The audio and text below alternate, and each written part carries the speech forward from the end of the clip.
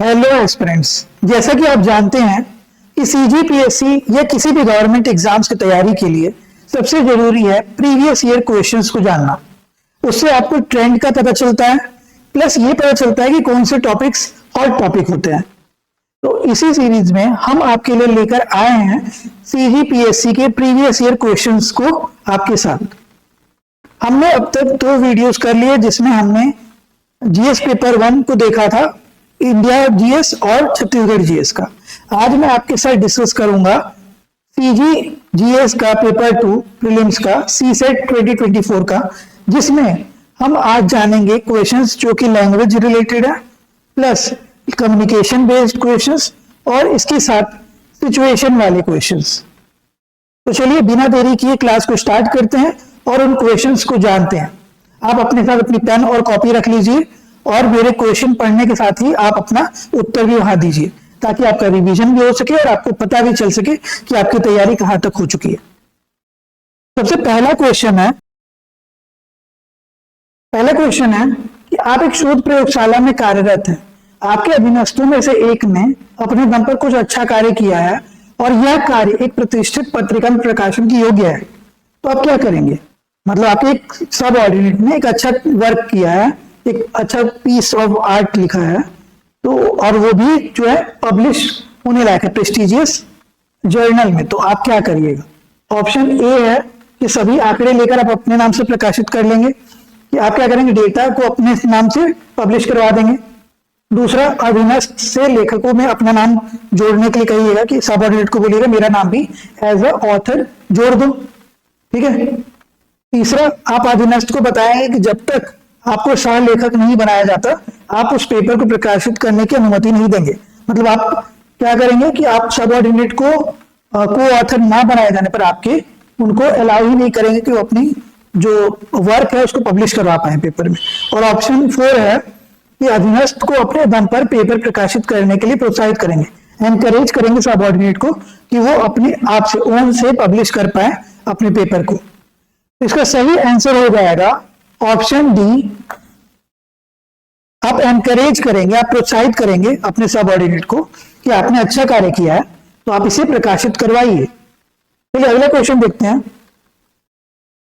संचार प्रक्रिया में जानबूझकर सूचना में हेरफेर करना क्या कहलाता है? मतलब पर्पसली आप क्या करें, मैनिपुलेट कर रहे हैं इंफॉर्मेशन को इन कम्युनिकेशन। इसको हम क्या बोलेंगे?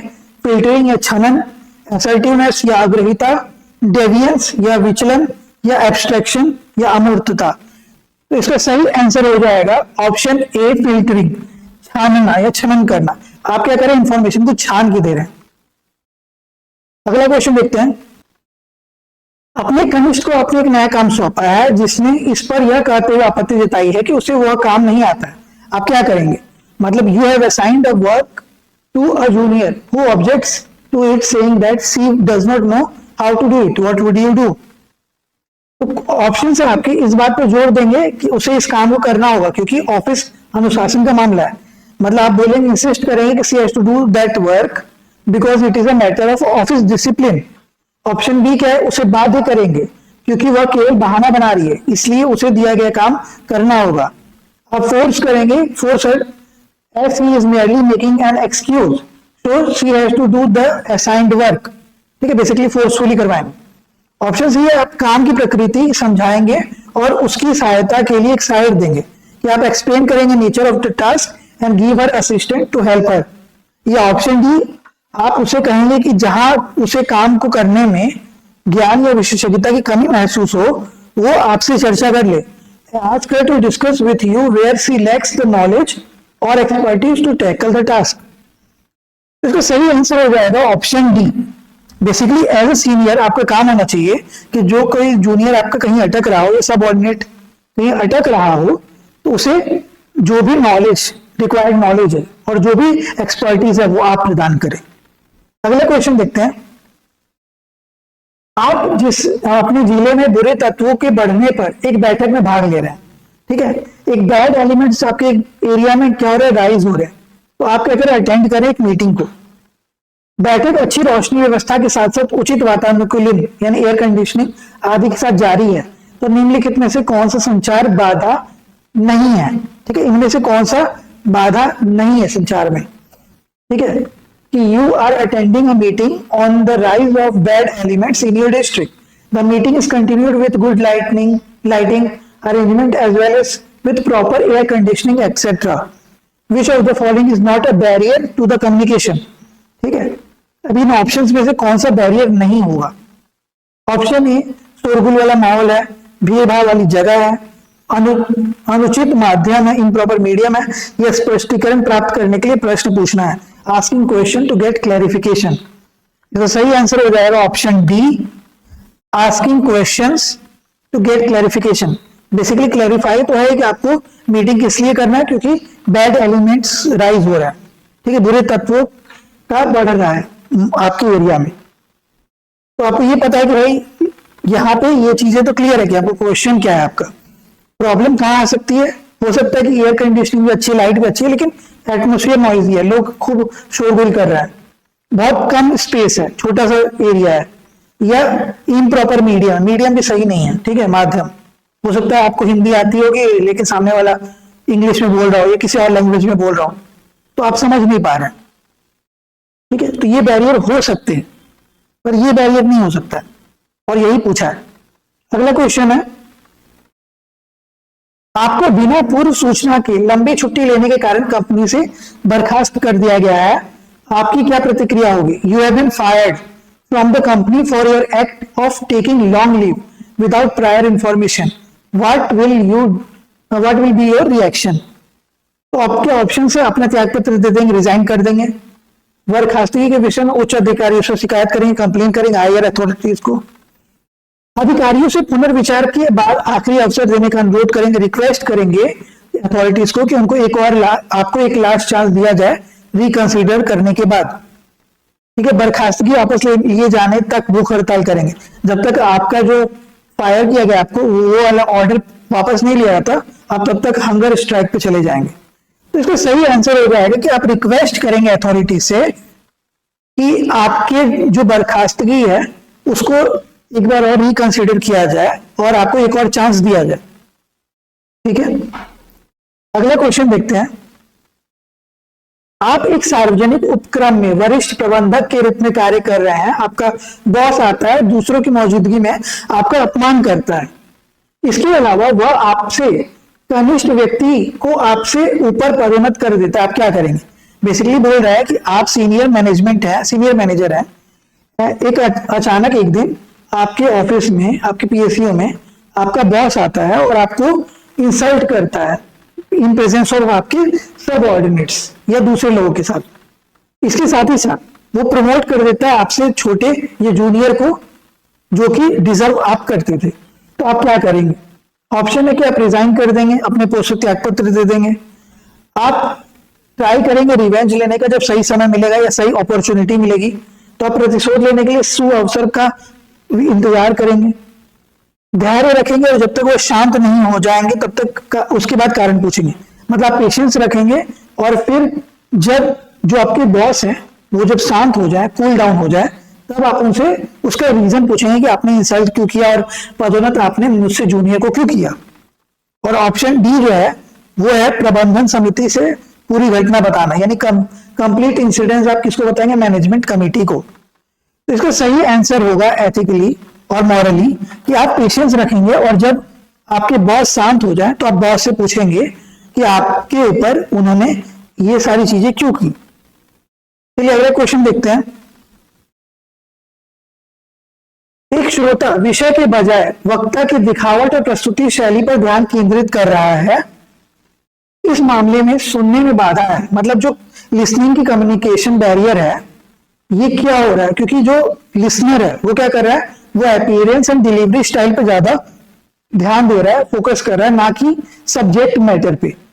तो ऑप्शन से आपके वो जंपिंग टू द कंक्लूजन कर रहा है, सीधे निष्कर्ष पे पहुंच रहा है, प्रीजजिंग द सब्जेक्ट को पहले से ही उसके विषय में अपने निर्णय ले लिया है। तीसरा गैदरिंग ओनली फैक्ट्स, वो सिर्फ जो तथ्य है उसको एकत्र कर रहा है, या फिर वो रॉन्ग फोकस में है, यानी गलत फोकस कर रहा है। तो इसका सही आंसर हो जाएगा ऑप्शन डी, गलत फोकस है। क्योंकि आपको मैंने बताया कि अगर आप लिसनर हैं तो आपको सब्जेक्ट मैटर सुनना चाहिए, ना कि अपीयरेंस एंड डिलीवरी स्टाइल पे फोकस करना चाहिए। चलिए अगला क्वेश्चन देखते हैं। चतवारी का हिंदी तद्भव क्या होगा? चतवारी, चतुर्थ, चार या चतवार? तो इसका सही आंसर हो जाएगा ऑप्शन सी, चार। ठीक है, तद्भव मतलब नॉर्मल कॉमन हिंदी जो हम बोलते हैं, और तत्सम मतलब जो क्लिष्ट हिंदी होती है, तो यहाँ चतुर्थ हो जाएगा, संस्कृत जैसा जो। ठीक है, अगला क्वेश्चन देखते हैं। असंगत शब्द बताना है, इनमें से आपको बताना है कि कौन मैच नहीं करता है। ठीक है, मिसमैच वाले को बताना है। चूरी, बाही, तोड़ा या साटी? तो इसका सही आंसर हो जाएगा ऑप्शन बी, बाही। ठीक है, बेसिकली बाकी सारी चीजें जो है ना, वो या तो रिस्ट में या एंकल में पहनी जाती है, ये रिस्ट या एंकल से इसका लेना देना नहीं है, बाही का। अगला क्वेश्चन देखते हैं। हिंदी में उपसर्ग के कितने प्रकार हैं? ठीक है, तो आपको बताना है कि उपसर्ग के कितने प्रकार। तो उपसर्ग के 3 प्रकार हैं। कौन कौन से 3 प्रकार हैं? एक है संस्कृत, एक है हिंदी, और एक विदेशज या विदेशी। ठीक है, अगला देखते हैं। सोना खान के पुत्र सुना, वीर नारायण हावे नाम, बघावा जैसे गवरा धना, गोरा मन के तिरिस लगाम। ठीक है, शकुंतला शर्मा के उपरोक्त आल्हा छंद में कौन सा रस है, ये बताना है। ठीक है, ये जो दी गई लाइंस है, ये कौन से रस को दिखाती हैं? अद्भुत रस को, विभत्स रस को, वीर रस को, या भयानक रस को? तो बेसिकली ये वीर रस को दिखा रही है कि वो गोरों के साथ कैसे उन्होंने लोहा लिया था। तो वीर रस, ऑप्शन सी इसका सही उत्तर होगा। अगला क्वेश्चन देखते हैं। अपने किए गए उपकार को याद करने वाले को हम क्या कहते हैं? कृतज्ञ, कृतज्ञ, कृपण या कृत? इसका सही आंसर हो जाएगा कृतज्ञ। ठीक है, जिनके ऊपर कोई उपकार किया जाए और वो उसे याद रखे, उसे कहते हैं कृतज्ञ। अगला क्वेश्चन देखते हैं। जबर पथरा में उपसर्ग है। ठीक है, उपसर्ग यानी जो पहले लगता हो, आ, रा, जबर या उपरोक्त में से कोई नहीं। तो इसका सही आंसर हो जाएगा ऑप्शन सी, जबर। ठीक है, पथरा में जबर जुड़ गया, जबरधन पथरा, ये हो गया जबर पथरा। अगला क्वेश्चन देखते हैं। कौन सा वाक्य शुद्ध है? इनमें से कौन सा वाक्य शुद्ध है? आप एक बार देख लीजिए, क्योंकि ये बोलने से नहीं, ये देख के समझ आएगा। उपरोक्त अवतरण का उपयुक्त शीर्षक बताइए, लिखिए। उपरोक्त अवतरण का उपयुक्त शीर्षक लिखिए। उपरोक्त अवतरण का उपयुक्त शीर्षक लिखिए। ठीक है, उपरयुक्त है, यहाँ उपयुक्त है, और यहाँ पे उपरयुक्त अवतरण का उपयुक्त शीर्षक लिखिए। तो इसका सही आंसर हो जाएगा ऑप्शन डी, उपयुक्त अवतरण का उपयुक्त शीर्षक लिखिए। अगला क्वेश्चन देखते हैं। निम्नलिखित में से कौन सा संकर शब्द संस्कृत और फारसी के मेल से बना है?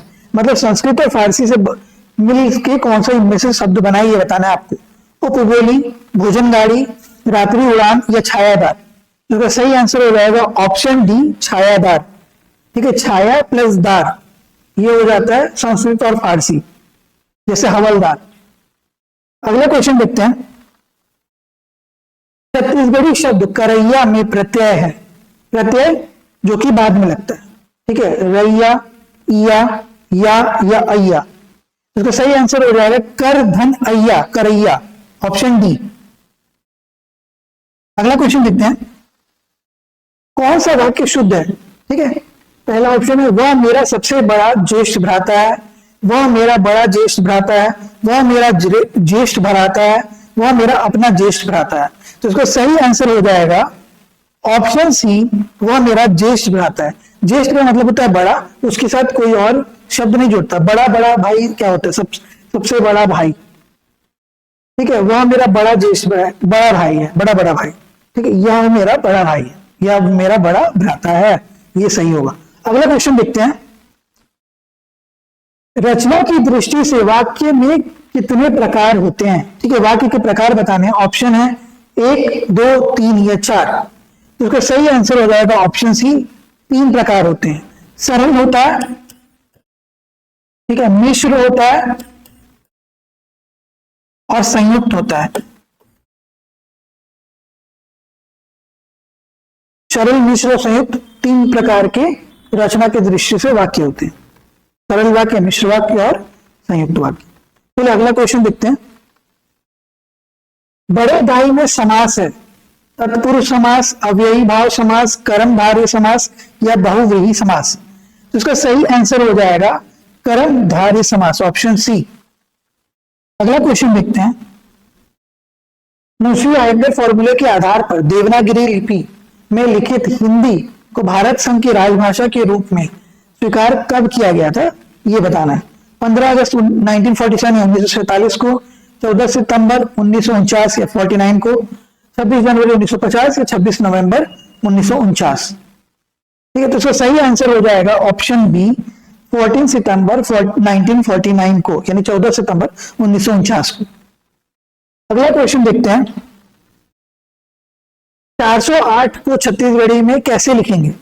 ऑप्शन है 2 कम 7 कोरी, बी 8 आगर 20 कोरी, सी 8 कम 7 कोरी या डी इनमें से कोई नहीं। तो इसका सही आंसर हो जाएगा 8 आगर 20 कोरी, यानी 8 आगे 20 कोरी से। एक कोरी 20 होता है, तो 20 इंटू 20 प्लस 8, तो 400 प्लस 8 408 हो जाएगा, 8 आगर 20 कोरी। अगला क्वेश्चन देखते हैं। रात में गरल दिन में हरव, जनौला का क्या अर्थ होता है? चांद, रात रानी, सियार या खटिया। इसका सही आंसर हो जाएगा ऑप्शन डी, खटिया। खटिया जो होता है दिन में हल्का हो जाता है और रात में क्योंकि आप उस पर लेटते हैं तो वह भारी हो जाता है। ठीक है, रात में गरव। अगला क्वेश्चन देखते हैं। मुखिया शब्द में प्रत्यय क्या है? प्रत्यय मैंने आपको बताया बाद में लगता है, तो या है, या है, या है, या ई है। अभी देखिए क्योंकि छोटी ई की मात्रा है तो इसका सही उत्तर हो जाएगा ऑप्शन सी, इया। ठीक है, मुख धन इया, मुखिया। अगला क्वेश्चन देखते हैं। इस वाक्य में प्रविशेषण है। ठीक है, प्रविशेषण का मतलब होता है कि विशेषता की भी विशेषता बताना। तो वो लड़की आए, ठीक है, वो लड़की है। बी वो सुघर लड़की है, वो सुंदर लड़की है। वो बहुत ही सुघर लड़की है, यानी बहुत ही सुंदर लड़की है। या डी इनमें से कोई नहीं।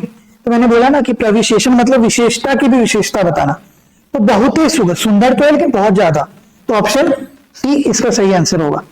अगला क्वेश्चन देखते हैं।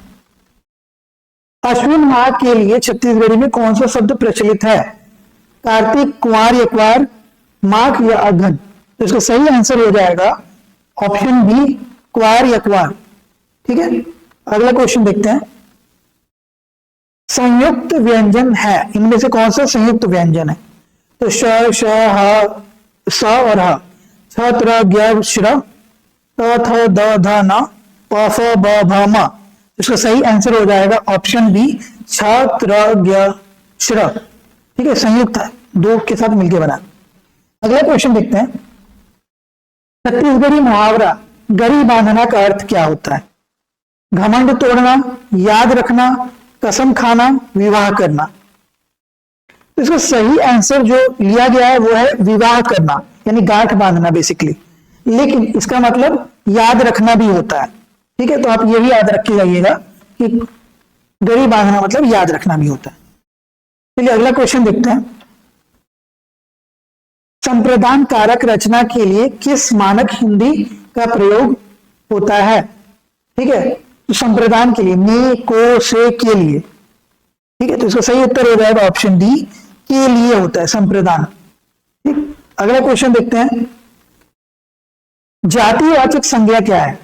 गंगा, प्रोफेसर, गिरोह, दूध। इसका सही आंसर हो जाएगा प्रोफेसर। ठीक है, जातिवाचक यानी बेसिकली स्पीसीज बताना। तो प्रोफेसर जो होते हैं वो स्पीसीज है। ठीक है, जाति है। अगला क्वेश्चन देखते हैं। प्याज को छत्तीसगढ़ी में क्या कहते हैं? तुमा, पताल, बौटरा, गोदली। तो सही आंसर हो जाएगा गोदली। ठीक है, तुमा लौकी को कहते हैं, पताल टमाटर को कहते हैं, बौटरा मटर को कहते हैं और गोदली बोलते हैं प्याज को। अगला क्वेश्चन देखते हैं। पठिया शब्द का प्रयोग इनमें से किसके लिए किया जाता है? ठीक है, गाय के मादा बच्चों को, भैंस के मादा बच्चों को, बकरी के मादा बच्चों को या बकरी का नर बच्चा। ठीक है, तो बकरी के जो मादा बच्चा होता है ना उसको पठिया बोलते हैं, ऑप्शन सी। अगला क्वेश्चन देखते हैं। मेरी पुस्तक अच्छी है, मैं लिंग निर्धारित करने का आधार बताना है आपको कि लिंग कैसे निर्धारित किया गया कि अच्छी है, फीमेल है। ठीक है, तो बेसिकली यहां पे आप देख पा रहे होंगे कि पुस्तक के बारे में नहीं बोल रहा है, सारी पुस्तकों के, मेरी पुस्तक के बारे में बोल रहा है, एक इंडिविजुअल पुस्तक के बारे में। तो ये क्या है, सर्वनाम ने निर्धारित किया कि लिंग क्या होगा। तो इसका सही आंसर हो जाएगा संज्ञा, सर्वनाम, समास, अन्य में से ऑप्शन बी सर्वनाम, क्योंकि सर्वनाम निर्धारित कर रहा है इस सेंटेंस में लिंग क्या होगा। अगला क्वेश्चन देखते हैं। कांसा की थारी में कारक क्या है? अधिकरण कारक है, अपदान कारक है, करण कारक है या संबंध कारक है? इसका सही आंसर हो जाएगा संबंध कारक है। ठीक है, कांसा की थारी संबंध बता रहा है। अगला क्वेश्चन देखते हैं। 22 जुलाई 2018 को छत्तीसगढ़ी राजभाषा आयोग द्वारा छत्तीसगढ़ी के मानकीकरण के लिए राज्य स्तरीय संगोष्ठी का आयोजन कहां किया गया था, जिसमें छत्तीसगढ़ी भाषा के लिए हिंदी भाषा के लिए अंगीकृत देवनागरी लिपि के 52 वर्णों को यथारूप से अंगीकृत करने का प्रस्ताव सर्वसम्मति से पारित किया गया था। बिलासपुर में, अंबिकापुर में, जगदलपुर में या राजनांदगांव? तो ये संगोष्ठी हुई थी बिलासपुर में, ऑप्शन ए। अगला क्वेश्चन देखते हैं। प धन अन यानी पावन में कौन सी संधि है ये बताना है। दीर्घ स्वर संधि है, गुण स्वर संधि है, वृद्धि स्वर संधि है या अयादि स्वर संधि है? ठीक है, औ आ रहा है इसलिए इसका सही आंसर हो जाएगा ऑप्शन डी अयादि स्वर संधि है। अगला क्वेश्चन देखते हैं। निशान का पर्यायवाची क्या है? नहीं है, सॉरी, निशान का पर्यायवाची क्या नहीं है बताना है। नगाड़ा है, दुंदुभी है, मृदंग है या झंडा है? तो निशान का नगाड़ा होता है, ठीक है, झंडा भी होता है, दुंदुभी होता है, मृदंग नहीं होता है। तो इसका सही आंसर हो जाएगा मृदंग। ठीक है, मृदंग नहीं होता क्योंकि पूछ क्या रहा है, नहीं। अगला क्वेश्चन देखते हैं। कुड़ुक बोली किस जनजाति के लिए बोली जाती है? कौन से लोग बोलते हैं? उरांव, मुरिया, डोरला या बुझमाड़िया? तो इसका सही आंसर हो जाएगा ए उरांव।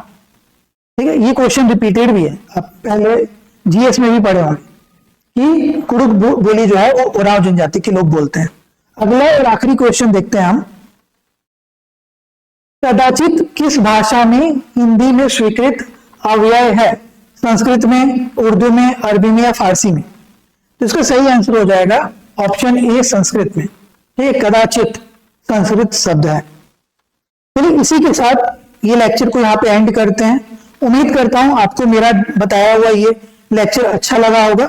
अगर लेक्चर अच्छा लगा तो प्लीज लेक्चर को लाइक करें, चैनल को सब्सक्राइब कर दें, बेल आइकन दबा दें ताकि आने वाले नोटिफिकेशन आपको पहले मिल सके, और साथ ही साथ ये वीडियो को उन लोगों के तक पहुंचाएं जो कि सीजीपीएससी या व्यापम की तैयारी कर रहे हैं।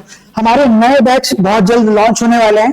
इसकी अधिक जानकारी के लिए आप हमसे संपर्क कर सकते हैं दिए गए नंबरों पे। इसके अलावा आप आकर हमारे संस्थान में अधिक जानकारी प्राप्त कर सकते हैं। हमारा पता है Bhagini Mandal, recreation road, Choubey colony, Raipur, near Jain Mandir. Jain मंदिर के पास भगिनी मंडल में फर्स्ट फ्लोर पे चौबे कॉलोनी, रिक्रिएशन रोड में आप आइए रायपुर में, और हमारे संस्थान में आके अधिक जानकारी प्राप्त कर सकते हैं। चलिए, तो इसी के साथ मैं आपसे विदा लेता हूं। पढ़ते रहिए, तैयारी करते रहिए, हम आपका हमेशा हर स्तर पर मदद करेंगे। तब तक के लिए अपना ख्याल रखें। Thank you and have a nice day.